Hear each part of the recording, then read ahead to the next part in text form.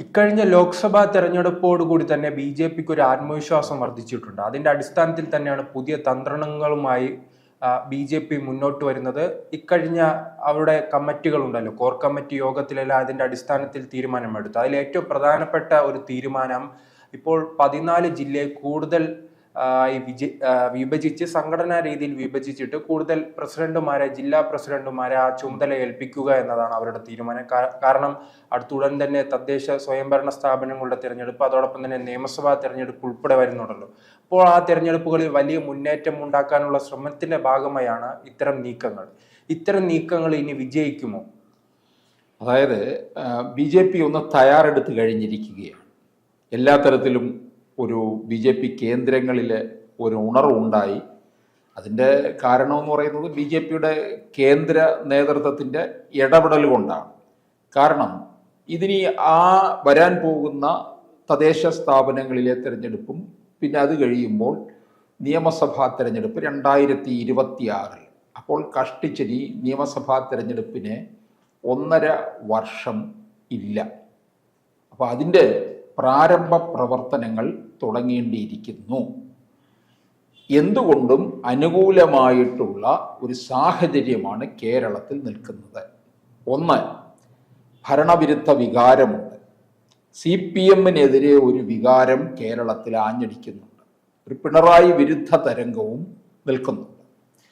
2, 2026 കോൺഗ്രസ് അധികാരത്തിൽ വരും എന്നുള്ള കണക്ക് കൂട്ടലിൽ ഇവിടെ അവരെ അതിനകത്ത് ഉൾപ്പോരും കൂട്ടത്തല്ലും തുടങ്ങിയിരിക്കുകയാണ്. മുഖ്യമന്ത്രി സ്ഥാനത്തിലേക്ക് വേണ്ടി തന്നെ ഓരോ സമുദായവും ഓരോരുത്തരെ ഉയർത്തിക്കാട്ടുന്നുണ്ട്.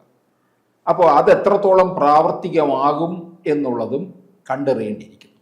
ഈ സാഹചര്യത്തിൽ പലയിടങ്ങളിലും BJPക്ക് സീറ്റ് പിടിക്കാൻ സാധിക്കും. കഴിഞ്ഞ ലോക്സഭാ തെരഞ്ഞെടുപ്പിലെ നേടിയ വോട്ടിൻ്റെ കണക്കനുസരിച്ച് നോക്കുമ്പോൾ 12 സീറ്റ് മുതൽ 15 സീറ്റ് വരെയാണ് രാഷ്ട്രീയ നിരീക്ഷകർ കണക്ക് കൂട്ടി പറഞ്ഞിരിക്കുന്നത്. അത് ചിലപ്പോൾ ആഞ്ഞു പിടിച്ചു കഴിഞ്ഞാൽ അതിനപ്പുറത്തേക്കും പോകാം. 60 നിയമസഭാ മണ്ഡലങ്ങളിലെ വോട്ട് വിഹിതം വർദ്ധിപ്പിച്ചിട്ടുണ്ട്. ആ വർദ്ധിപ്പിച്ച ഇടങ്ങളിൽ അവർക്ക് പലയിടങ്ങളിലേക്കും 2ാം സ്ഥാനത്ത് തന്നെ എത്താൻ സാധിക്കും. ആഞ്ഞു പിടിച്ചു കഴിഞ്ഞാൽ വിജയവും ഉറപ്പായിട്ടുള്ള കാര്യമാണ്. അപ്പോൾ 2026 കേരളം ആര് ഭരിക്കണം എന്നുള്ളത് BJPക്ക് തീർച്ചപ്പെടുത്താൻ കഴിയും. ഇത്രയും പറയുന്ന രീതിയിൽ സീറ്റ് പിടിച്ചെടുത്തു കഴിഞ്ഞാൽ അപ്പോൾ ആ തരത്തിലാണ് കാര്യങ്ങളുടെ പോക്ക്. അതിനുവേണ്ടി അവർ പ്രധാനമായി ഇപ്പോൾ ചെയ്യുന്നത് ഈ ക്ലസ്റ്റർ തിരിച്ചുള്ള ഒരു വിഭജനം.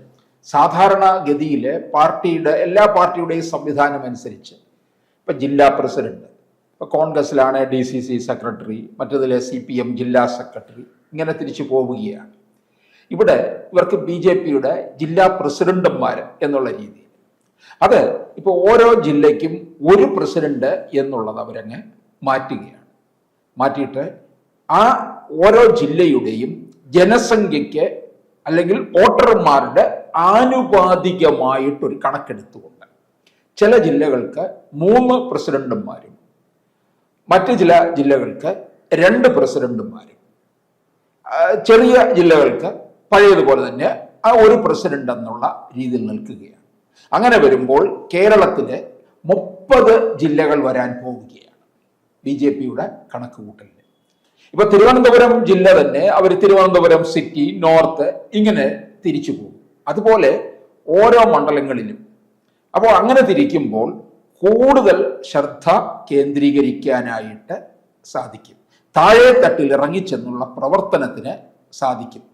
മറ്റേ പഴയ രീതിയിലാണെങ്കിൽ ഏത് വലിയ ജില്ലയ്ക്കായാലും ചെറിയ ജില്ലയ്ക്കായാലും ഒരു പ്രസിഡന്റ്, പക്ഷെ അതിലും മേൽനോട്ടം കൂടുതൽ വഹിക്കാനും അതിൻ്റെ കാര്യങ്ങൾ വേണ്ട തരത്തിൽ വിലയിരുത്തി മുമ്പോട്ട് കൊണ്ടുപോകാനും ഈ തരത്തിലുള്ള സംവിധാനത്തിന് സാധിക്കും എന്നുള്ളതാണ്. ഇതിനോടൊപ്പം തന്നെ നമ്മൾ കൂട്ടിച്ചേർക്കേണ്ട ഒരു കാര്യം, കഴിഞ്ഞ ദിവസം സുരേഷ് ഗോപി പറയുകയുണ്ടായി, ജയിച്ച് അടങ്ങും, പിടിച്ചെടുക്കും എന്നുള്ള രീതിയിൽ മുമ്പോട്ട് പോകണം. അല്ലാതെ ഞങ്ങൾക്ക് കഴിഞ്ഞ തവണത്തെ അപേക്ഷിച്ച് ഇത്തവണ ഇവിടെ വോട്ട് വിഹിതം ഇത്ര പെർസെൻറ്റേജ് വർദ്ധിച്ചു, അങ്ങനൊന്നും അല്ല പറഞ്ഞു തീർക്കേണ്ടത്. അവിടെ പിന്നെ 100 വോട്ടിനാണ് തോറ്റതെങ്കിലും തോറ്റത് തന്നെയാണ്. 10 വോട്ടിനാണ് ജയിച്ചെങ്കിൽ അത് ജയിച്ചത് തന്നെയാണ്. ജയവും തോൽവിയും നോക്കിക്കൊണ്ടാൽ മതി. അല്ലാതെ കഴിഞ്ഞ തവണത്തേനേക്കാൾ 2021 ഞങ്ങൾക്ക് ഇവിടെ വോട്ട് വിഹിതം ഇത്ര വർദ്ധിച്ചു, ആ ഒരു കണക്കൊന്നും അല്ല വേണ്ടതെന്നാണ് പറയുന്നത്. അത് ശരിയാണ്. കാരണം സുരേഷ് ഗോപി അതിന്റെ എല്ലാ തരത്തിലും തോൽവിയിൽ നിന്ന് തന്നെ ഈ വിജയം പടുത്തുയർത്തിയ ആളാണ്. അപ്പോൾ മണ്ഡലം കേന്ദ്രീകരിച്ചു കൊണ്ട് നിന്ന് പ്രവർത്തിക്കണം. അതുപോലെ തന്നെ പാർട്ടി ഓഫീസുകൾ എന്ന് പറയുന്നത് ജനസേവന കേന്ദ്രങ്ങളാക്കണം എന്നാണ് പറയുന്നത്. ശരിക്കും പറഞ്ഞാൽ പാർട്ടി ഓഫീസ് എന്ന് പറഞ്ഞാൽ ജനസേവന കേന്ദ്രമാണ്. അല്ലാതെ ഈ അവിടെ വന്നിരുന്ന് ബീഡിയും വലിച്ച് കട്ടൻ ചായയും കുടിച്ചു പരിപ്പോടെ നിന്നിട്ട് പോകാനുള്ള ഇടമല്ലത്. അവർക്കിരുന്ന് കൊച്ചു വർത്തമാനവും പറഞ്ഞ് CPM-ന്റെ പല ഓഫീസുകളിൽ നടക്കുന്ന എന്താണ്, പല തോന്നിവാസങ്ങളും നടക്കുന്നുണ്ട്. അതിനൊന്നും അല്ല പാർട്ടി ഓഫീസ് വേണ്ടത്. ഏത് പാർട്ടിക്കായാലും അത് ജനസേവന കേന്ദ്രമാക്കണം. സാധാരണ ജനങ്ങൾക്ക് ഭരണസിരാ കേന്ദ്രത്തിലേക്ക് വന്ന് കാര്യങ്ങൾ എല്ലാം അവതരിപ്പിച്ചു പോകാൻ സാധിക്കത്തില്ല. അപ്പോൾ ഏത് തരത്തിൽ ഏതെല്ലാം കാര്യങ്ങൾ ഇടപെടണം. ഇപ്പൊ സുരേഷ് ഗോപി ഇങ്ങനെ പാർട്ടി ജനസേവന കേന്ദ്രമാകണമെന്ന് പറയുന്നതിന്റെ കാര്യം, പാർട്ടി ഓഫീസ് വഴി പല കേന്ദ്ര സർക്കാരിന്റെ പ്രധാനമന്ത്രിയുടെ പല പാക്കേജുകളും ജനങ്ങളിലേക്ക് എത്തിക്കാനുള്ള സംവിധാനം കൊടുക്കാൻ വേണ്ടിയിട്ടാണ്. അതിനെക്കുറിച്ച് സംശയം പലർക്കും ഉണ്ടാകാം. എങ്ങനെ ഈ പറയുന്ന തരത്തിലുള്ള ലോണുകൾ എങ്ങനെ ശരിയായി കിട്ടും, അതിനെന്തൊക്കെയാണ്, ഏതെല്ലാം കാര്യങ്ങളാണ്, എവിടെയാണ് സമീപിക്കേണ്ടത്, ഇതൊക്കെ കൃത്യമായിട്ട് ജനങ്ങളുടെ ഇടയിലേക്ക് കൊടുക്കുക. അതുമായി ബന്ധപ്പെട്ട സംശയങ്ങൾ വരുമ്പോൾ ജനങ്ങൾ പാർട്ടി ഓഫീസിലെത്തുന്നു, അവിടെ വെച്ച് സംശയം തീർക്കുന്നു. അവർക്ക് വേണ്ട ഒരു ഹെൽപ്പ് ഡെസ്ക് തന്നെയായിട്ട് പ്രവർത്തിക്കണം. അതാണ് പാർട്ടി ഓഫീസ്. അല്ലാതെ വലിയ താത്വിക അവലോകനം നടത്താനുള്ള ഇടം അല്ലത്. താത്വിക അവലോകനമൊക്കെ നടത്തുന്ന കാലം പോയി.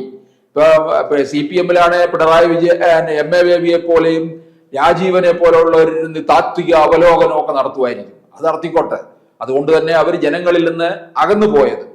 പക്ഷേ ഇവിടെ ഇങ്ങനെ പ്രവർത്തിച്ചു കഴിഞ്ഞാൽ, ജനങ്ങളുടെ ഇടയിലേക്ക് പ്രവർത്തിച്ചു കഴിഞ്ഞാൽ അതിന്റെ ഫലം എങ്ങനെ കിട്ടും, എത്രത്തോളം കിട്ടും എന്ന് തിരിച്ചറിഞ്ഞ അതിന്റെ ഗുണം അനുഭവിക്കുന്ന ഒരാളാണ് സുരേഷ് ഗോപി. അതുകൊണ്ടാണ് ഈ BJP-യുടെ ഇത്തരത്തിലുള്ള നീക്കം. 30 ജില്ലകളായിട്ട് വിഭജിക്കുന്നു, അതിൽ കേന്ദ്രീകരിച്ചു കൊണ്ടുള്ള പ്രവർത്തനം. ഇങ്ങനെ പോകുമ്പോൾ വലിയ ഒരു ചേഞ്ച് ഉണ്ടാകും എന്നുള്ളത് ഉറപ്പായിട്ടുള്ള കാര്യമാണ്. അപ്പോൾ ഇത് ഏറ്റവും കൂടുതലായിട്ട് പ്രാവർത്തികമാക്കാൻ കഴിയുന്നത് പഞ്ചായത്ത് തെരഞ്ഞെടുപ്പിലാണ്. ലോക്കൽ ബോഡി അവിടെ ജനങ്ങളുമായിട്ട് കൂടുതൽ ഇഴുകിച്ചേരുകയും അവിടെ സ്ഥാനാർത്ഥിയും ഈ വോട്ടർമാരും തമ്മിൽ നല്ല ബന്ധം ഉണ്ടാകും. കാരണം ചെറിയ ചെറിയ ഇടങ്ങളല്ലേ. തദ്ദേശ സ്ഥാപനങ്ങളിൽ പലരും പറയാറുണ്ട് ഈ പാർട്ടിയുടെ നോക്കിയല്ല വ്യക്തിപരമായ വോട്ടാണ് നേടുന്നതെന്ന് പറയാറുണ്ട്. ശരിയാണ്. ആ വ്യക്തിപരമായ ഇടങ്ങളിലേക്ക് കയറി ചെല്ലണം ആര്, ഈ സ്ഥാനാർത്ഥികളായാലും നേതാക്കന്മാരും ഒക്കെ കയറി ചെല്ലണം. അങ്ങനെ വരുമ്പോൾ ഇതൊക്കെ BJP-ക്ക് അനുകൂലമായിട്ടുള്ള ഒരു സാഹചര്യം ഉണ്ടാക്കിയെടുക്കാൻ കഴിയും എന്നാണ് പറയുന്നത്. അത് പിന്നീട് നിയമസഭാ തെരഞ്ഞെടുപ്പിലേക്ക് കൊണ്ടുപോകാൻ കഴിയും. നിയമസഭാ തെരഞ്ഞെടുപ്പില് ഒരു വലിയ വിജയത്തിനുള്ള തുടക്കം കുറിക്കാൻ സാധിക്കും. കോൺഗ്രസിലെ പലതരത്തിലുള്ള കലഹം നടന്നുകൊണ്ടിരിക്കുകയാണ്. ഈ അവസരത്തിൽ ഉപയോഗപ്പെടുത്തണമെന്നുള്ളതാണ് BJP-യുടെ പാർട്ടി നേതൃത്വത്തിന്റെ ആവശ്യം. കൂടുതൽ വാർത്തകളും വിശേഷങ്ങളും നിങ്ങളിലേക്ക് എത്താൻ ABC മലയാളം സബ്സ്ക്രൈബ് ചെയ്യുക, ബെൽ ബട്ടണും അമർത്തുക.